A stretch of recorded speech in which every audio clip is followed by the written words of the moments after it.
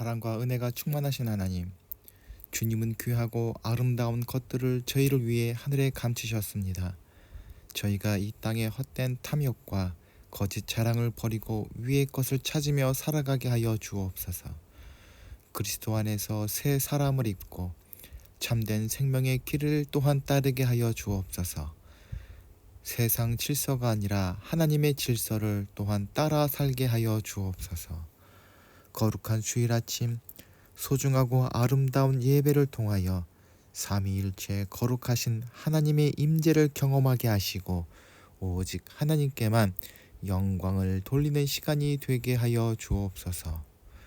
영과 진리로 예배할 수 있도록 성령님께서 우리 마음을 주관하시며 인도하시도록 기도합시다.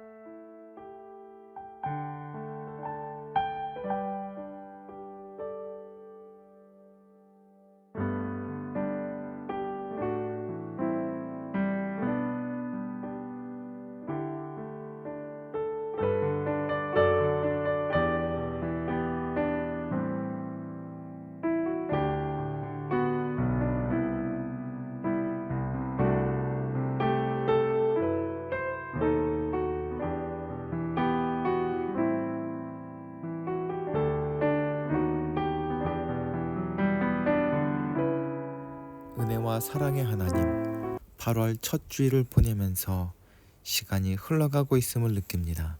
주어진 시간들 속에서 가장 아름다운 선택과 가장 위대한 길을 걷는 저희들이 되게 하여 주옵소서. 평강에서 평강을 인도하시고 하나님의 이름을 위하여 구원받은 백성들을 의의 길로 인도하시는 하나님 아버지를 찬양합니다.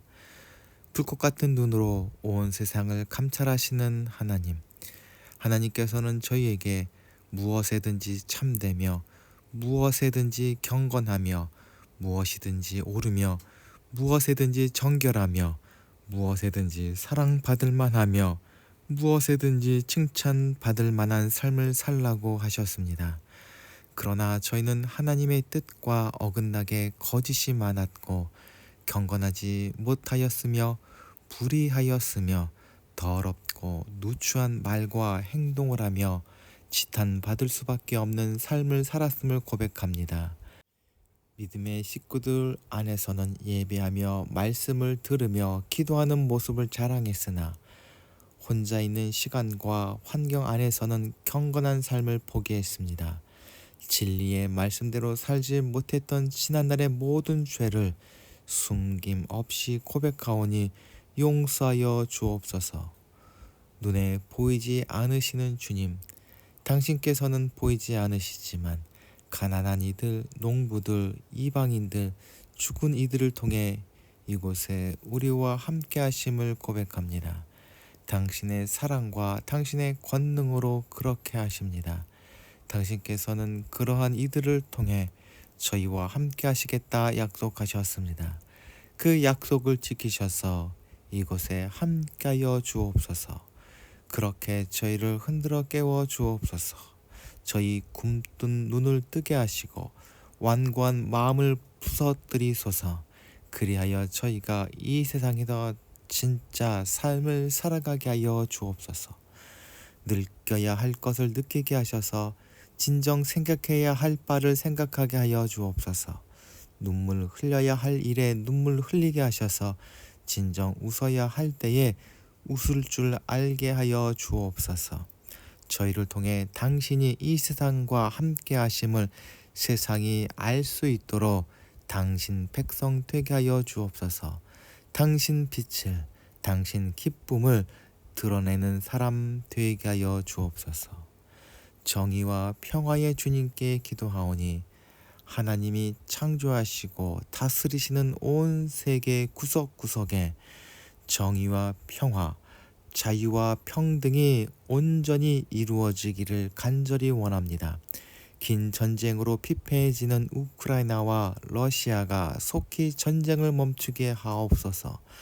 팔레스타인뿐 아니라 시리아, 레바논 등 폭력으로 얼룩진 이스라엘이 속히 마음을 돌이키고 평화를 선택하게 하여 주옵소서. 수단, 미얀마, 콩고 등 내전을 겪는 나라들의 평화를 주옵소서. 트럼프가 세계의 정의와 평화를 위해 일할 수 있도록 또한 이끌어 주옵소서. 폭염에 시달리는 지구와 모든 동료 피조물의 신음을 들으소서. 저희 기도가 이들의 고통에 닿게 하시고 저희가 그 고통에 응답하는 사람들 되게 하여 주옵소서.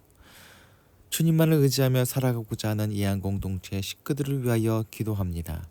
예배하는 시간을 통해서 주님을 사랑하는 마음은 더욱 뜨거워지게 하여 주시옵고 저희 눈물과 아픔을 내어 놓사오니 하늘의 위로와 은혜로 치유하여 주옵소서.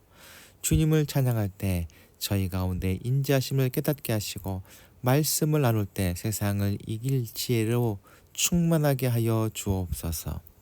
세우신 거룩한 빛 등대께에도 날로 든든히 서게 하여 주시옵고 하나님의 영광이 되는 공동체 되게 하여 주옵소서. 주호군도 강건케 하여 주시사 자라날 때에 부모님과 모든 사람에게 기쁨과 소망이 되게 하여 주옵소서. 세우신 문봉 책방소도 함께하여 주시사 더위에 지치지 않도록 세임 주시고 안팎으로 놓여있는 어려움이 기도하는 이유가 되게 하시고 도우시는 하나님을 경험하는 계기가 되게 하여 주옵소서. 우리 구주 되신 예수 그리스도의 이름으로 기도하옵나이다. 아멘.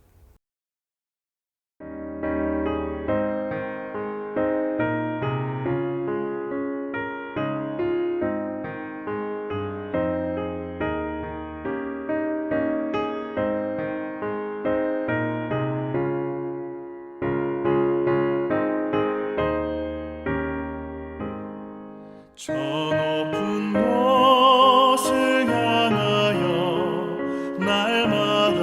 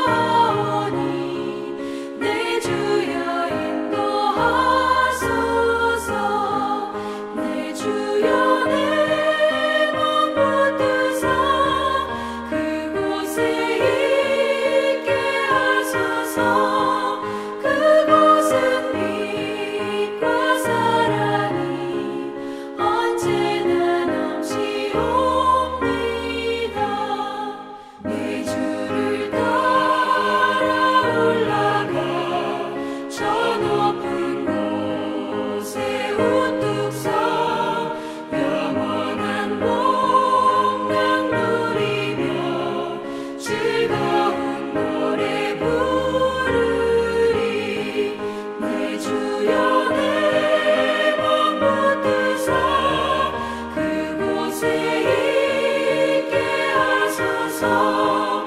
그곳은 빛과 사랑이 언제나 넘치옵니다.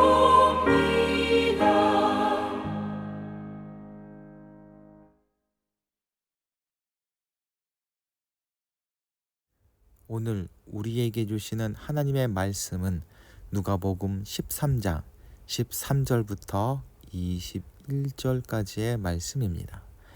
군중 속에서 어떤 사람이 예수께 선생님, 제 형더러 저에게 아버지의 유산을 나누어 주라고 일러 주십시오 하고 부탁하자 예수께서는 누가 나를 너희의 재판관이나 재산 분배자로 세웠단 말이냐 하고 대답하셨다. 그리고 사람들에게 어떤 탐욕에도 빠져들지 않도록 조심하여라. 사람이 제 아무리 부유하다 하더라도 그의 재산이 생명을 보장해 주지는 못한다 하시고는 비유를 들어 이렇게 말씀하셨다. 어떤 부자가 밭에서 많은 소출을 얻게 되어 이 곡식을 쌓아둘 곳이 없으니 어떻게 할까 하며 혼자 궁리하다가 옳지, 좋은 수가 있다. 내 창고를 헐고 더 큰 것을 지어 거기에다 내 모든 곡식과 재산을 넣어 두어야지. 그리고 내 영혼에게 말하리라. 영혼아, 많은 재산을 쌓아 두었으니 너는 이제 몇 년 동안 걱정할 것 없다. 그러니 실컷 쉬고 먹고 마시며 즐겨라 하고 말했다.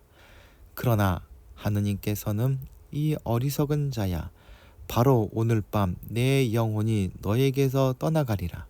그러니 내가 쌓아둔 것은 누구의 차지가 되겠느냐 하셨다. 이렇게 자기를 위해서는 재산을 모으면서도 하느님께 인색한 사람은 바로 이와 같이 될 것이다. 아멘.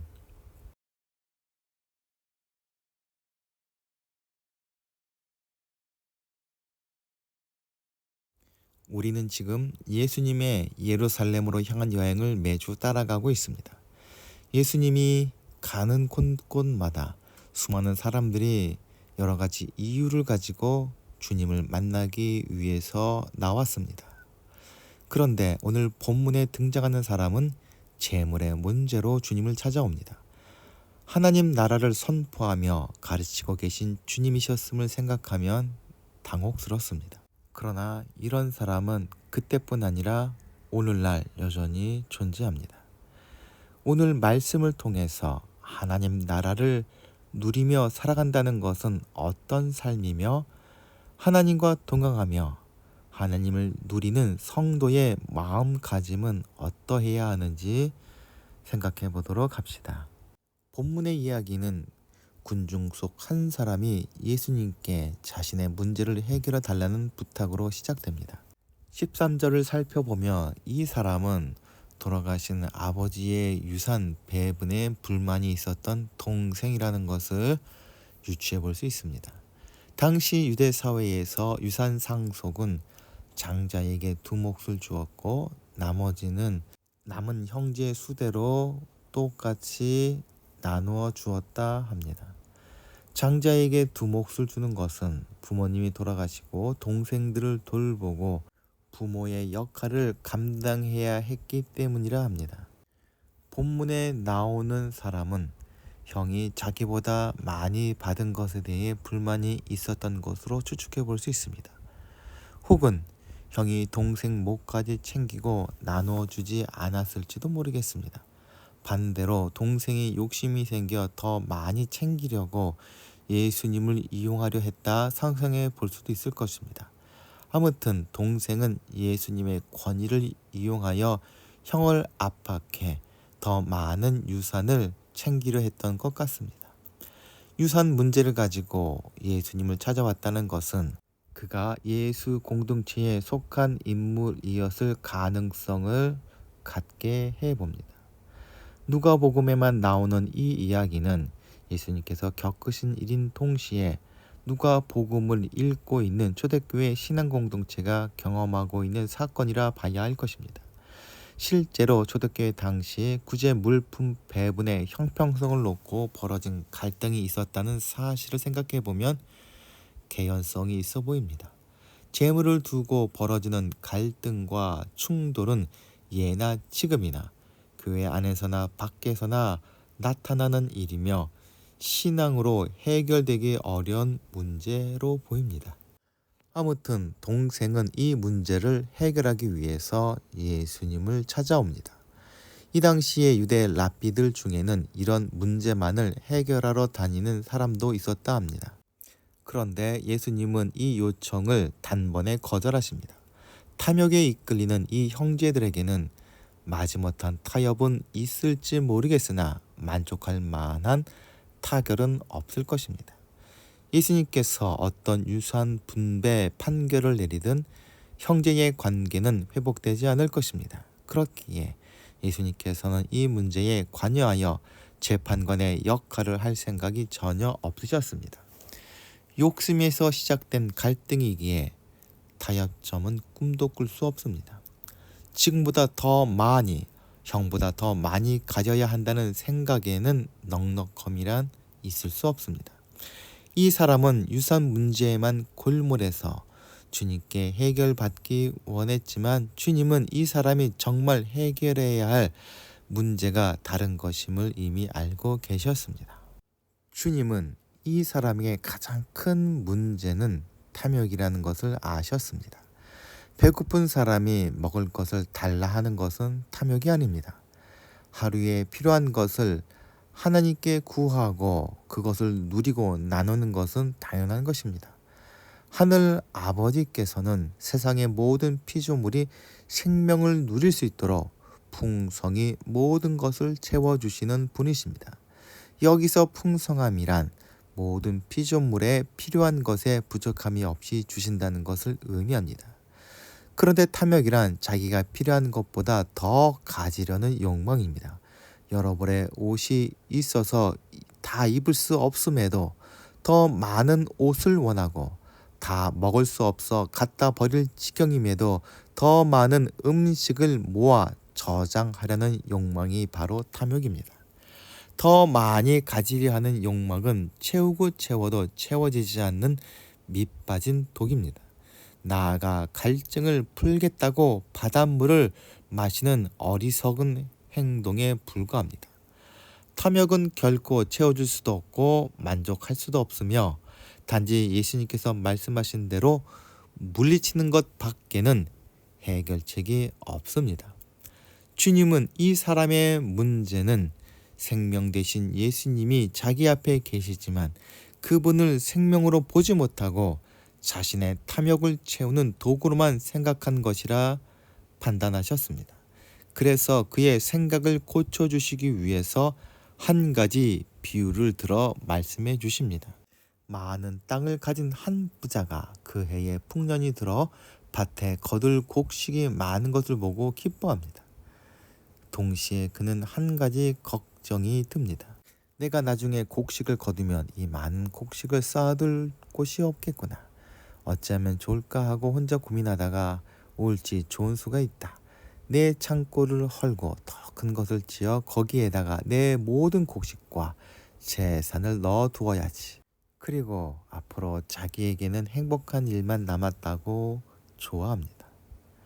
오늘 주님의 비유를 들을 때에 착각해서는 안 될 것이 있습니다.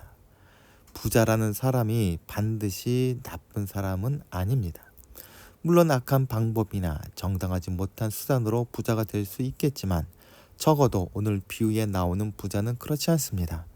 그가 정당하지 못한 방법으로 부를 얻었다는 단서는 없습니다. 주님은 그가 부자가 된 것은 농사를 통해서 많은 소출을 거뒀기 때문이라 하십니다. 즉 그가 많은 수입을 얻은 것은 복을 받은 것이라 봐야 옳을 것입니다.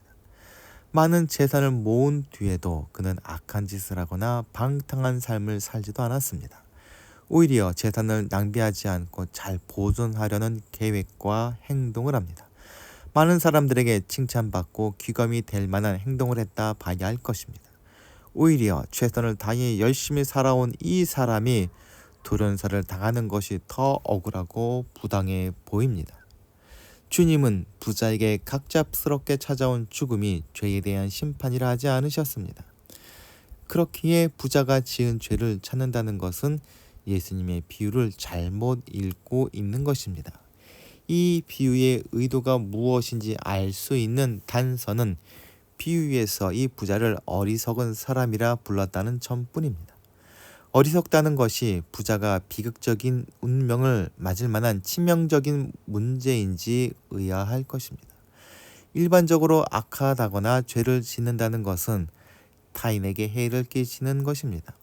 반면에 어리석은 행동에는 피해자가 없는 경우가 많습니다.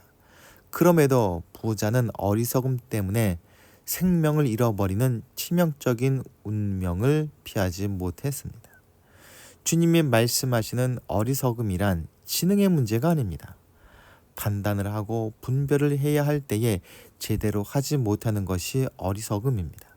죄를 죄라고 가려내고 악을 악이라고 밝혀내는 것은 그리 어렵지 않습니다.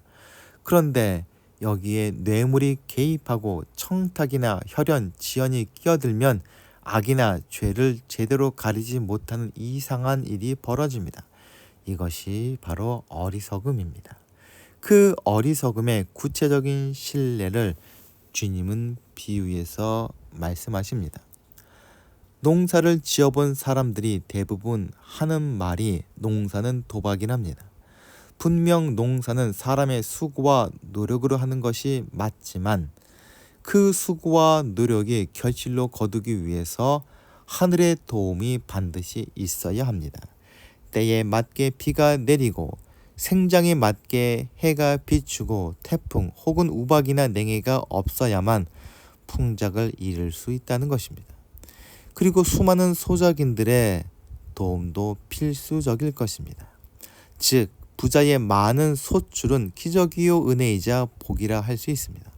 그럼에도 이 부자는 하나님의 도우심이나 소작인들에 대한 감사는 전혀 없고 오로지 자기의 노력의 결과로서 모든 소출은 내 것이라 단언합니다. 은혜와 도움을 받고도 그것이 은혜이며 도움임을 모르고 감사하지 못하는 것이 바로 어리석음입니다. 심지어 그는 자신의 영혼을 가리켜 내 영혼이라 일컫습니다.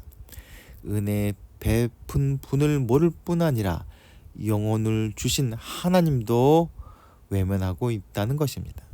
그 결과 그는 자기가 얻은 것을 나누고 베풀 생각은 전혀 하지 않은 채 더 움켜쥐고 그것을 소유할 방법만을 찾습니다. 그는 받을 복을 제대로 관리하지 못하는 끔찍한 어리석은 행동을 하고 있는 것입니다. 양식은 먹을 때 존재 가치가 있습니다. 사람들이 먹어야 할 양식을 창고에 쌓아 재산으로 만들어버리므로 부자는 양식으로 세상을 먹이시고자 하는 하나님의 은혜를 거스른 것입니다. 많은 재물과 성공을 거둔 사람이 실패하고 성장하는 교회들이 타락하는 것은 곳간을 넓히는 데에서 시작합니다. 내게 주어진 것이 무엇이고 그것을 주신 분의 뜻이 무엇인지 외면하는 것이 또한 어리석음입니다. 우리와 세상을 향한 하나님의 은혜와 사랑을 외면하는 어리석은 행동을 주님은 특별히 하나님께 인색한 사람이라 부르시며 경고하십니다. 비유에 나오는 부자의 어리석은 행동의 절정은 하나님까지 모른 척했다는 것입니다. 엄청난 부를 소유하게 된 부자는 어느 누구의 말도 듣지 않고 자기의 생각과 판단으로만 행동하였습니다. 당연히 하나님은 안중에도 없었습니다. 그는 엄청난 창고를 더 많이 짓고 막대한 곡식과 재산으로 채워 넣었습니다. 그것을 마쳤을 때 부자는 얼마나 행복하고 얼마나 든든했을지 그 모습이 그려지고 그 행복감이 느껴지는 듯합니다. 그리고 자신의 부가 자기 영혼을 평안케 하고 영생의 문제도 해결해 줄 수 있을 것 같은 착각에 빠져들었던 것 같습니다. 즉 그는 소유가 풍부한 만큼 자신의 존재도 영원하리라는 환상에 빠져 있으며 심지어 자신이 죽을 존재라는 것까지 망각하게 된 것입니다. 비유에 나오는 부자와 같은 사람에게 자신의 막대한 재산은 신과도 같습니다. 이러한 사고방식은 어느 시대에나 있었지만 자본주의가 가득한 현대에 와서는 더욱 심각합니다. 심지어 하나님을 믿는 신앙인들조차 재물에 매여 살고 재물에 벌벌 떠는 모습을 보여줍니다. 그렇기에 성경은 재물은 강한 우상이요 재물을 탐하는 사람은 우상 숭배자라 한 것입니다. 이런 부자의 행동이 어리석었다는 것이 드러난 순간이 바로 죽음의 순간입니다. 어리석음을 깨닫게 한다는 점에서 죽음을 생각하는 것은 어떤 면에서 하나님의 은혜라 할 수 있을 것입니다. 자신의 재산이 영혼을 지켜줄 수 없다는 진실, 영혼과 더불어 내 재산도 내 것이 아니라 그것을 거두어 가시는 진짜 주인이 있음을 죽음의 순간이 깨닫게 해줍니다. 생명은 재산을 많이 모으는 것에 있지 않다는 것을 깨닫는 순간이 구원을 얻는 때입니다. 재물을 많이 모으는 사람이 아니라 하나님께 대하여 인색하지 않은 사람이 생명을 풍성히 누릴 수 있습니다. 하나님께 대하여 인색하지 않다는 말은 하나님을 하나님의 자리에 모신다라는 뜻을 가지고 있습니다. 달리 말하면 하나님을 위한 시간이나 자리를 다른 것에 내주지 않는다는 의미라 할 수 있을 것입니다. 재물은 사람에게 탐욕을 일으키고 탐욕은 중요한 것을 잊게 만듭니다. 부모님이 유산을 탐했던 형제는 자기들이 부모님께 생명을 공평하게 나누어 받은 형제임을 잊었던 것입니다. 비유 속에 나오는 부자는 자신에게 있는 가장 소중한 시간들과 자리를 하나님께 내어드리는데 인색하였고 자기 재산을 늘리고 지키는데 할애하는 어리석은 행동을 하였습니다. 오늘 비유 뒤에 나오는 말씀에서 주님은 내 재산을 팔아 가난한 사람들에게 나누어 주라 하십니다. 나아가 초대교회는 주님의 말씀을 따라 자기 소유를 팔아 모두가 필요한 대로 나누는 삶을 살았습니다. 하나님의 백성이여 제자된 예안공동체 식구된 우리에게 주님은 탐욕을 버리고 살아가는 삶이란 하늘 아버지께서 우리에게 풍성한 것을 베푸시는 분이란 진리를 깨닫고 살아가는 것이라 하였습니다. 재물을 모으고 움켜쥐려는 탐욕을 버릴 때에 비로소 우리는 주님의 은혜가 풍성하다는 진리를 깨닫게 됩니다. 그 은혜를 누리며 기뻐하는 삶이 바로 영생의 삶입니다. 이한공동체 식구들 모두 주님을 위해 모든 것을 내어드릴 수 있는 삶, 즉 하나님께 대하여 부유한 삶을 사시는 지혜로운 제자 되시길 소망합니다. 다 함께 기도하시겠습니다. 사랑과 은혜가 충만하신 하나님, 저희에게 예수 그리스도를 주심으로 자녀 삼아 주시니 감사드립니다. 저희 삶이 불안할 때 하나님보다 돈과 재산을 더 의지하였으며 하나님을 수단으로 생각할 때가 있었습니다. 저희 재물과 권리가 생명과 영혼을 지켜주지도 못하는데 그것들을 움켜쥐기 위해 하나님께 인색할 때가 있었습니다. 주님, 저희들의 어리석음을 용서하여 주옵소서. 저희를 집어삼키려는 탐욕이 마음 안에 도사리고 있음을 잊지 않게 하여 주옵소서. 주님의 은혜와 능력으로 탐욕을 다스리게 하시고 저희 모든 것을 하나님 나라와 의를 위해 사용하는 부유한 사람이 될 수 있도록 또한 인도하여 주옵소서. 우리 구주 되신 예수 그리스도의 이름으로 기도하옵나이다. 아멘.